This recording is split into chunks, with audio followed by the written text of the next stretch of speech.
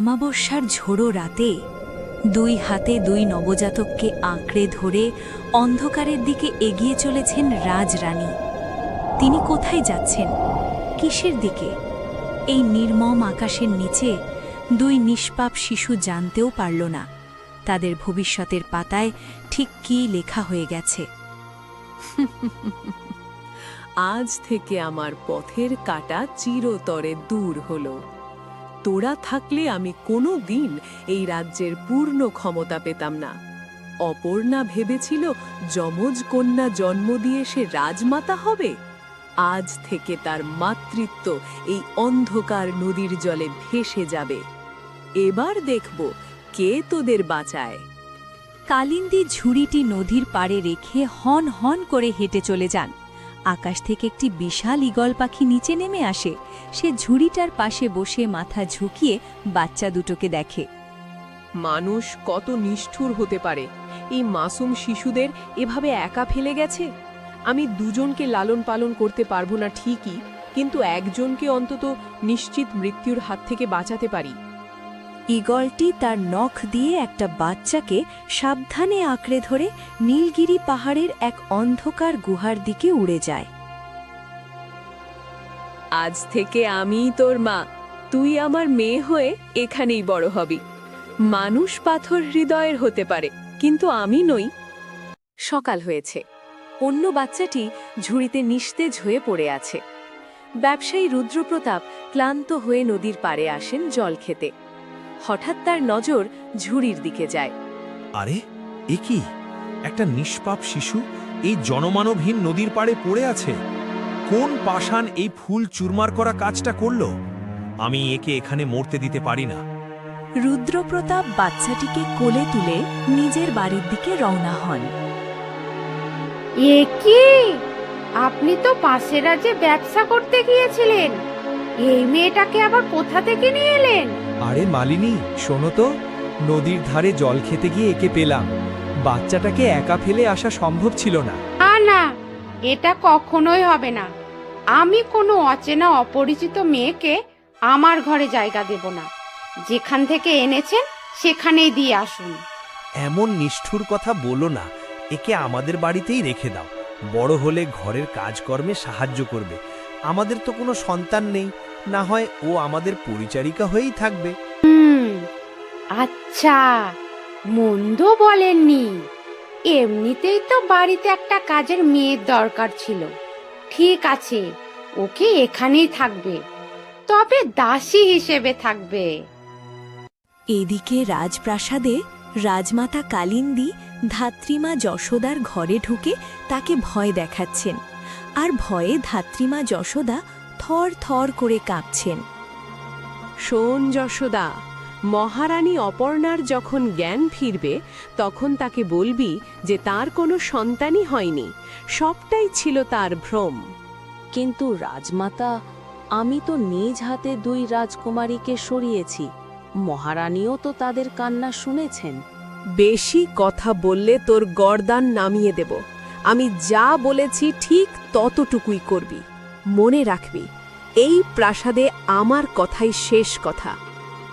মহারানী অপর্ণা বিছানায় শুয়ে যন্ত্রণায় কাতরাচ্ছেন। কালিন্দী ঘরে ঢুকে কান্নার ভান করছেন।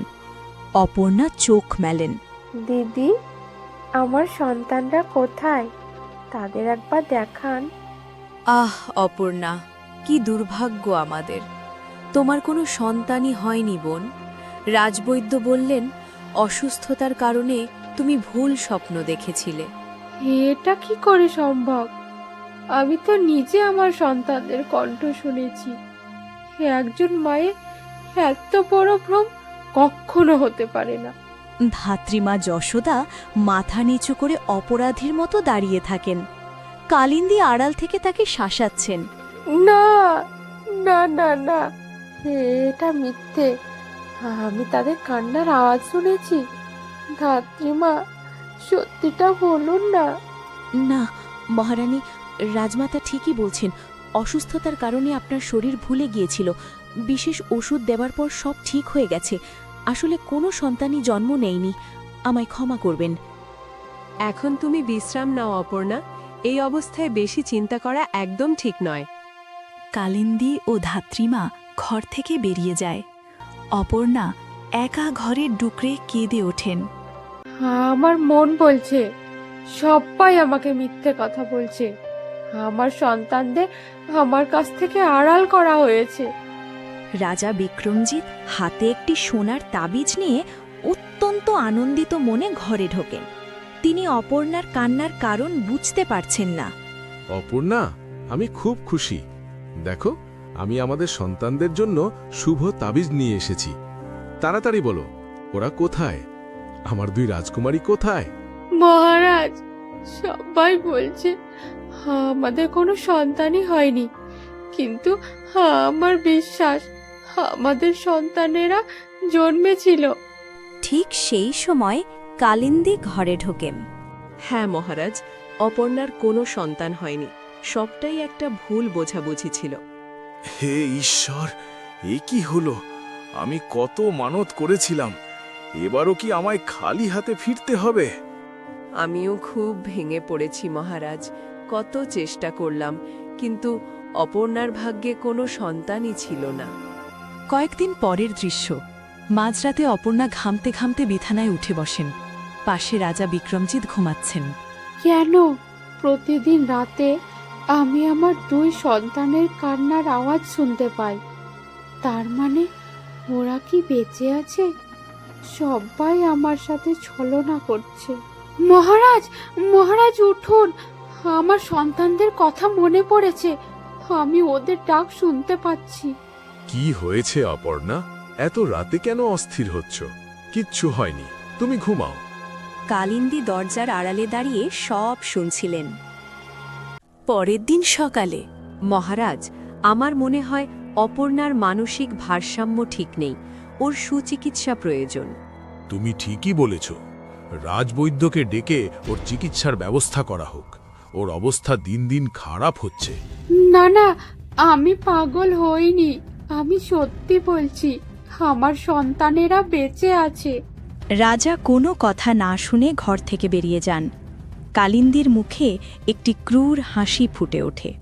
ধাত্রীমা যশোদা ভয়ে ভয়ে কালিন্দীর কাছে এসে দাঁড়ান।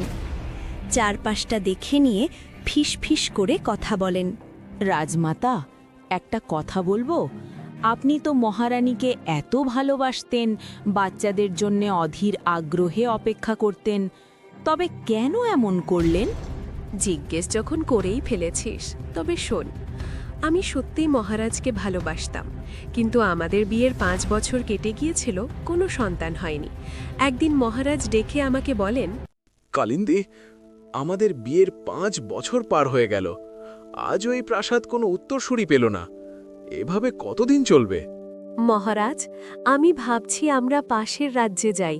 সেখানে এক সিদ্ধ পুরুষ এসেছেন, তার আশীর্বাদে হয়তো আমাদের কোল আলো করে সন্তান আসবে।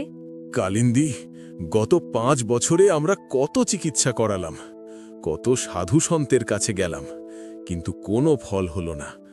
আমার মনে হয় না তোমার কোনোদিন সন্তান হবে। আমাকে অন্য কোনো পথ ভাবতে হবে। কিন্তু মহারাজ, আমি বলছিলাম। না, আমি আর অপেক্ষা করতে পারছি না। এই রাজ্যের একজন উত্তরাধিকারী প্রয়োজন। রাজা রাগত স্বরে ঘর থেকে বেরিয়ে যান। কালিন্দী একা পাথরের মতো দাঁড়িয়ে থাকেন। পরদিন সকালে রাজা বিক্রমজিৎ নতুন এক সুন্দরী নারী অপর্ণাকে বিয়ে করে আসছেন। কালিন্দী বারান্দা থেকে এই দৃশ্য দেখে স্তব্ধ হয়ে যান। কালিন্দী, দেখো, আমি দ্বিতীয় বিবাহ করেছি। এবার নিশ্চয়ই এই রাজ্য তার ভবিষ্যৎ উত্তরাধিকারী পাবে।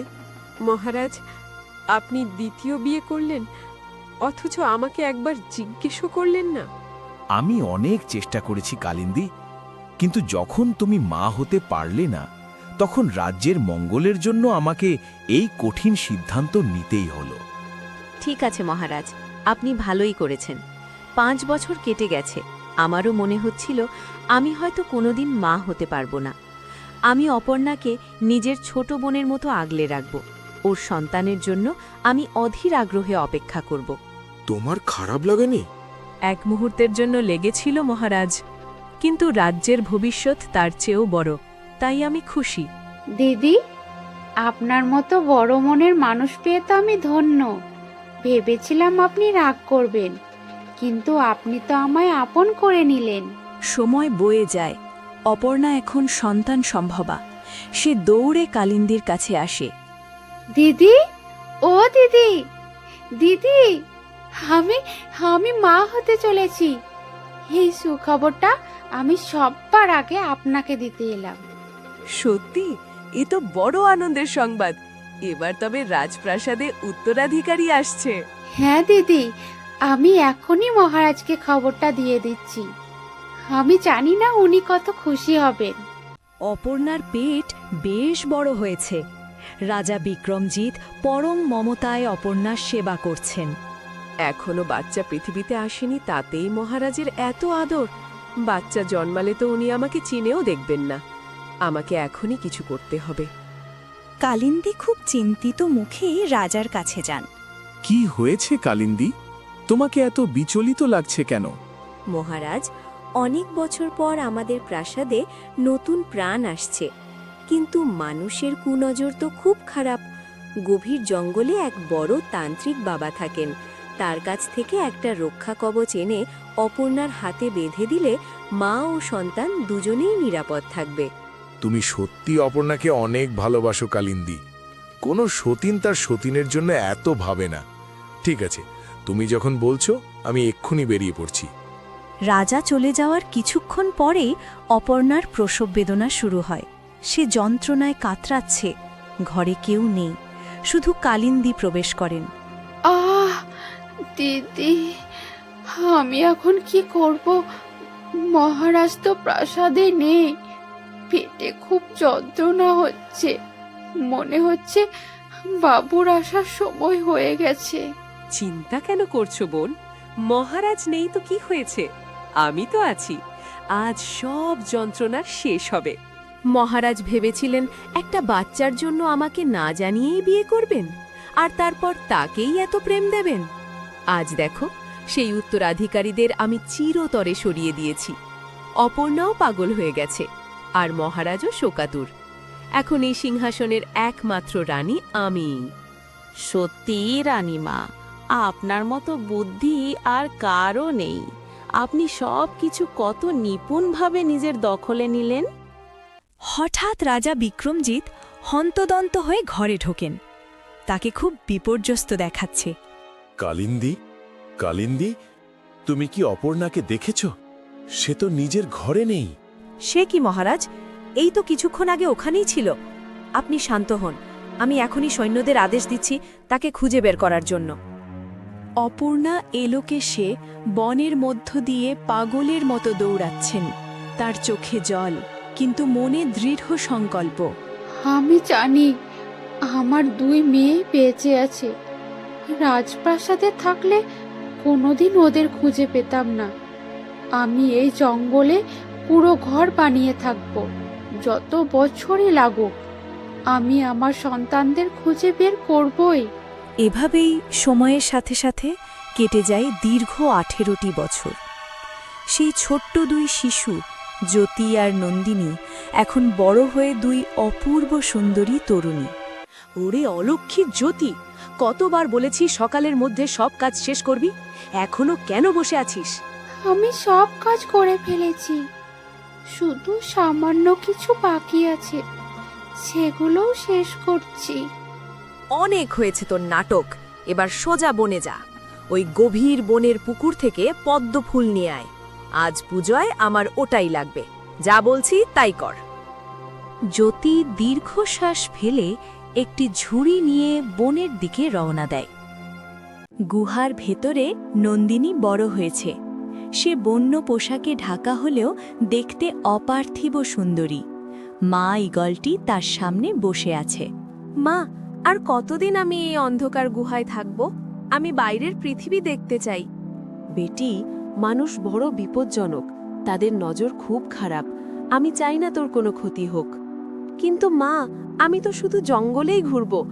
আজকের জন্য আমাকে একটু বাইরে যেতে দাও। ঠিক আছে, কিন্তু সাবধানে থাকবি, একটু পরেই ফিরে আসবি। জ্যোতি পুকুর ধারে পৌঁছে পদ্মফুল তুলতে যায়। হঠাৎ এক বিকট গর্জনে পুরো বন কেঁপে ওঠে। একটি বিশাল সিংহ ঝোপের আড়াল থেকে বেরিয়ে আসে। এ কি এ কি এ তো সিংহ! এখন আমি কি করব? হে ঈশ্বর, আমাকে রক্ষা করো। সিংহটি জ্যোতির ওপর ঝাঁপিয়ে পড়তে যায়। ঠিক তখনই একটি তীর এসে সিংহের গায়ে লাগে। যন্ত্রণায় সিংহটি গর্জন করে জঙ্গলে পালিয়ে যায়। জ্যোতি বিস্ময়ে চারদিকে তাকায়। কে কে বাঁচালো আমাকে? ওই সিংহটাকে তীর কে মারলো? জ্যোতি অবাক হয়ে পেছনে তাকায়। সামনে নন্দিনী ধনুক হাতে বীরের মতো দাঁড়িয়ে আছে। দুজনের চেহারা হুবহু এক, কিন্তু পোশাক ও চলন আলাদা। তুমি কে? তুমি আজ আমার প্রাণ বাঁচিয়েছো, নইলে ওই সিংহটা আজ আমাকে মেরেই ফেলতো। তুমি এই গভীর জঙ্গলে কি করছিলে? এখানে হিংস্র পশু থাকে। আমি ঠিক সময় না এলে তোমার প্রাণ যেতে পারত। আসলে মায়ের পুজোর জন্য পদ্ম ফুল দরকার ছিল, তাই নিতে এসেছিলাম। তুমি আমার জীবন বাঁচালে বোন, তোমাকে অনেক অনেক ধন্যবাদ। ঠিক আছে, আমি তোমাকে বাঁচিয়েছি। এখন তাড়াতাড়ি এখান থেকে চলে যাও, আর মনে রেখো দ্বিতীয়বার যেন তোমাকে এখানে না দেখি। জ্যোতি চলে যাবার সময় বারবার পেছনে ফিরে তাকায়। একে দেখে কেন আমার এমন মনে হচ্ছে যে আমরা একে অপরকে অনেক আগে থেকেই চিনি, অথচ আমি তো একে আগে কোনোদিন দেখিনি। জ্যোতি খালি হাতে বাড়ি ফেরে। মালিনী দরজায় দাঁড়িয়ে অগ্নিশর্মা হয়ে আছেন। কি রে, ফুল নিয়ে এসেছিস? তাড়াতাড়ি দে। না মা, আমি ফুল তুলতে গিয়েছিলাম, কিন্তু হঠাৎ একটা সিংহ আক্রমণ করে বসলো, তাই ফুল আনতে পারিনি। আমায় মাফ করে দাও মা। তোর সাহস তো কম নয়, আমার কথা তুই হালকা ভাবে নিচ্ছিস। দাঁড়া, দেখাচ্ছি মজা তোর। না মা, না, ভগবানের দোহাই মা, আমাকে আর মেরো না মা, আমাকে আর মেরো না। এইদিকে নন্দিনী বনের ভেতর ঘুরতে ঘুরতে হঠাৎ এক সুদর্শন যুবক কাঠ কাটতে দেখে। সে গাছের আড়ালে লুকিয়ে মুগ্ধ হয়ে তাকে দেখতে থাকে। আহা, এই যুবকটি কত সুন্দর! আমার জীবনে এত চমৎকার কাউকে কোনোদিন দেখিনি। একে দেখে মনে হচ্ছে ও যেন শুধু আমার জন্যই তৈরি হয়েছে। কয়েকদিন পরের দৃশ্য। নন্দিনী প্রতিদিন আড়াল থেকে আদিত্য দেখে এবং মনে মনে তাকে ভালোবেসে ফেলে।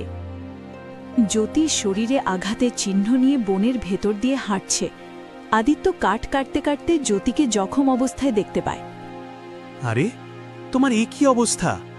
তোমার গায়ে এত আঘাত লাগলো কি করে? তুমি কে? এখান থেকে চলে যাও। আমার মা যদি তোমাকে আমার সাথে দেখে তবে তোমার ক্ষতি হতে পারে। চলে যাও তুমি। কোনো মা তার সন্তানকে এত নির্দয়ভাবে মারতে পারে না। তোমার সাথে অন্যায় হয়েছে, চলো আমার সাথে, আমি সাহায্য করছি। আদিত্য নন্দিনীকে পুকুর পাড়ে বসিয়ে জঙ্গল থেকে ভেষজ লতাপাতা ছিঁড়ে এনে তার ক্ষতস্থানে লাগিয়ে দেয়। নন্দিনী মুগ্ধ নয়নে আদিত্যের দিকে তাকিয়ে থাকে। সত্যি, আজ প্রথম কেউ আমার জন্য এত চিন্তা করলো, নইলে এই মার আর ধমক তো আমার অভ্যাস হয়ে গিয়েছিল। কয়েকদিন পর জ্যোতি এবং আদিত্য পুকুর পাড়ে বসে গল্প করছে। দূর থেকে নন্দিনী এই দৃশ্য দেখে ফেলে এবং রাগে ফেটে পড়ে। এ কি, আমি যাকে ভালোবাসি সে এই মেয়েটার সাথে প্রেম করছে? এ তো সেই মেয়ে যার প্রাণ আমি বাঁচিয়েছিলাম। আমার প্রেমকে আমি এত সহজে কেড়ে নিতে দেব না। একে আমার পথ থেকে সরাতেই হবে। আদিত্য চলে যাওয়ার পর জ্যোতি উঠে দাঁড়ায়। হঠাৎ নন্দিনী তার সামনে এসে পথ আটকায়। কাপুর, অনেক দিন পর দেখা হলো, সব ঠিক আছে তো? তোর সাহস কি করে হলো আমার ভালোবাসাকে কেড়ে নেওয়ার? আমি তোকে জ্যান্ত রাখবো না। এ কথা কেন বলছো? আর আমি তোমার ভালোবাসা কেড়ে নিলাম? তুই যে আদিত্যের সাথে রোজ দেখা করিস, কিন্তু আমি তাকে ভালোবাসি। আজ তোকে আমি জ্যান্ত রাখব না। না রাধিকা, ভুল বোঝো না। মোহন আর আমি শুধু বন্ধু, এর বাইরে আমাদের কোনো সম্পর্ক নেই। মিথ্যে কথা, আজ তোর সব নাটক শেষ করে দেব। রাগে ফুঁসতে ফুঁসতে নন্দিনী জ্যোতিকে জোরে ধাক্কা মেরে ফেলে দেয়। জ্যোতি পেছনে পড়ে গিয়ে মাথায় আঘাত পেয়ে অজ্ঞান হয়ে যায়। নন্দিনী পাগলের মতো মাটি খুঁড়তে শুরু করে এবং জ্যোতিকে সেই গর্তে শুইয়ে মাটি চাপা দিয়ে দেয়।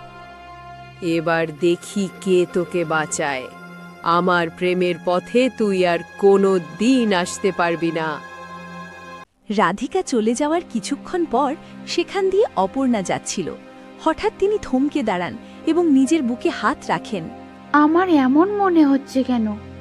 মনে হচ্ছে কেউ খুব বিপদে পড়েছে, কেউ আমাকে ডাকছে, কিন্তু এখানে তো কেউ নেই। অপর্ণা মাটির একটি স্তূপের কাছে অদ্ভুত আকর্ষণ অনুভব করেন। তিনি দুহাত দিয়ে মাটি সরাতে শুরু করেন এবং জ্যোতিকে দেখতে পান। হে কি, একটা মেয়েকে কেউ জ্যান্ত কবর দিয়ে গেছে! এ তো সেই কণ্ঠস্বর যা আমাকে ডাকছিল। অপর্ণা জ্যোতিকে নিজের ঘরে নিয়ে এসে সেবা করেন। জ্যোতি চোখ মেলে আতঙ্কিত হয়ে ওঠে। আমাকে আমাকে মারবেন না, আমাকে দয়া করে মারবেন না, আমাকে ছেড়ে দিন। ভয় নেই মা, তুমি নিরাপদ। আমি তোমাকে এই কুঁড়ো ঘরে নিয়ে এসেছি। কিন্তু কে তোমার এই দশা করলো? জ্যোতি কাঁদতে কাঁদতে সব ঘটনা খুলে বলে। অপর্ণা তাকে নিজের কাছে থাকতে বলেন। কয়েকদিন পর নন্দিনী বনের ভেতর দিয়ে যাওয়ার সময় হঠাৎ জ্যোতিকে জীবিত দেখে চমকে ওঠে। তুই তুই বেঁচে আছিস? আজ তোকে শেষ করেই ছাড়ব। অপর্ণা মাঝখানে এসে দাঁড়ান। ঠিক সেই সময় আকাশ থেকে বিশাল সেই ঈগল পাখিটি নেমে আসে এবং মানুষের গলায় কথা বলে ওঠে। থামো জ্যোতি, এ কি করছো তুমি? একটা ঈগল পাখি মানুষের মতো কথা বলছে। ইনি আমার মা, ইনি আমাকে বড় করেছেন। অসম্ভব, এ তো সেই বাচ্চাটি যাকে আমি 18 বছর আগে নদীর পাড়ে ঝুড়িতে ফেলে এসেছিলাম। নন্দিনী, এই মেয়েটি তোর শত্রু নয়, এ তোর নিজের বোন। অপর্ণা ঈগলের কথা শুনে চিৎকার করে ওঠেন। নদীর পাড়ে চুরি? 18 বছর আগে আমারও 2 মেয়ে ছিল, যাদের আমি কোনোদিন চোখেই দেখিনি। প্রাসাদে সবাই বলা বলি করে আমার নাকি কোনো সন্তানই হয়নি। রহস্য অনেক গভীর। তোমরা সবাই আমার সাথে চলো, একমাত্র একজনই এই সত্য বলতে পারেন। অপর্ণা, এই 2 তরুণী তোমারই হারিয়ে যাওয়া সন্তান। 18 বছর আগে রানী কালন্দী এদের জনমানবহীন নদীর পাড়ে মরার জন্য ফেলে এসেছিল। আমি জানতাম আমার মাতৃত্বের টান ভুল হতে পারে না। মা হয়ে আমি 18 বছর তোদের ছাড়া কাটিয়েছি। এই দিব্য ফুলটি নাও, এর সুগন্ধে শত্রুরা বিভ্রান্ত হবে। কালান্দি এখন অনেক শক্তিশালী, কিন্তু এই ফুলের প্রভাবে কেউ তোমাদের আটকাতে পারবে না। যাও, নিজের অধিকার ছিনিয়ে নাও। সবাই মিলে রাজপ্রাসাদের দিকে এগিয়ে যায়। সৈন্যরা আটকাতে এলে ফুলের সুগন্ধে তারা মন্ত্রমুগ্ধ হয়ে এক পাশে সরে দাঁড়ায়। অপর্ণা, তুমি বেঁচে আছো? আমি তো ভেবেছিলাম তুমি মরে গেছো। আর এই উটকো মেয়েগুলোই বা কারা? এরা আমার 2 কন্যা দিদি, যাদের আপনি 18 বছর আগে নদীর পাড়ে ফেলে এসেছিলেন। আজ ঈশ্বর আমাকে আমার সন্তানদের ফিরিয়ে দিয়েছেন। অসম্ভব, ওরা মরেনি কেন? আমি তো ওদের মরার জন্যই ফেলেছিলাম। নিজের মুখেই নিজের পাপ স্বীকার করলেন তো? মহারাজ কোথায়? আমি আজ তাকে সব বলবো। মহারাজ এখন উন্মাদ, তিনি নিজের ঘরে পড়ে থাকেন। সৈন্যরা, এই আপদগুলোকে প্রাসাদ থেকে বার করে দাও। ঈগলটি উড়ে গিয়ে রাজার কক্ষের জানালার কপাটে ধাক্কা দেয়। রাজা বিক্রমজিৎ জীর্ণ অবস্থায় বসেছিলেন। মহারাজ, উঠুন, আপনার রানী আর কন্যারা রাজদরবারে ফিরে এসেছে।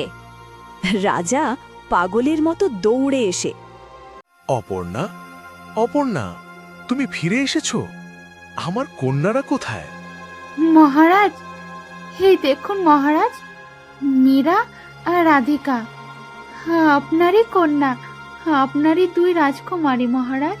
অপর্ণার সব ঘটনা রাজাকে খুলে বলেন। রাজা ক্রোধে ফেটে পড়েন। কালান্দি, আমি তোমাকে বিশ্বাস করেছিলাম, আর তুমি আমার সন্তানদের মেরে ফেলতে চেয়েছিলে। তুমি এই সিংহাসনের যোগ্য নও। আমি কাউকে ছাড়ব না, এই রাজ্য আমার। কালান্তি অপর্ণার দিকে তলোয়ার নিয়ে তেড়ে যান। ঠিক তখনই ঈগলটি ছোঁ মেরে কালান্দির হাত থেকে তলোয়ার ফেলে দেয়। সৈন্যরা, কালান্দিকে বন্দী করো এবং কালকুঠুরিতে সারা জীবনের জন্য আটকে রাখো। প্রাসাদ এখন আলোয় ঝলমল করছে। জ্যোতি ও নন্দিনী রাজকীয় পোশাকে সজ্জিত। নন্দিনী দিদি, আমাকে মাফ করে দাও। আমি আদিত্যের জন্য তোমার মনে কষ্ট দিতে চাইনি। না জ্যোতি, ক্ষমা আমাকে করো। রাগের মাথায় আমি নিজের বোনেরই ক্ষতি করতে চেয়েছিলাম। এখন আমাদের একটাই পরিচয়, আমরা এই রাজ্যের রাজকুমারী।